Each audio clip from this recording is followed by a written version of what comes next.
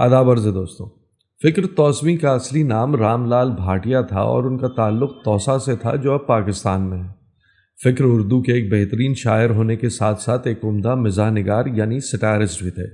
انہوں نے اردو میں قریب 20 اور ہندی میں 8 کتابیں بھی لکھی۔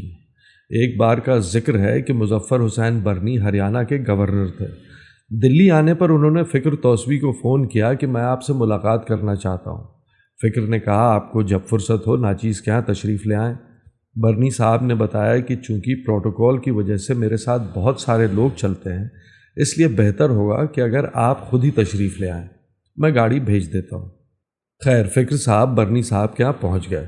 چائے پیتے ہوئے برنی صاحب نے شکایتاً کہا کہ جن دنوں آپ ادب لطیف کے ایڈیٹر تھے، میں نے اپنی ایک تخلیق چھپنے کے لیے بھجوائی تھی، اور خط دکھاتے ہوئے کہا کہ آپ نے یہ لکھ کر واپس کر دی تھی کہ یہ تخلیق چھپنے کے لائق نہیں ہے۔ اس پر فکر کی مزاحیہ حس پھڑکی اور بولے قدرت کا کمال دیکھیے کہ آپ اچھا نہ لکھ سکنے کے باوجود گورنر بن گئے، اور میں اچھا لکھنے کے باوجود وہیں کا وہیں ہوں۔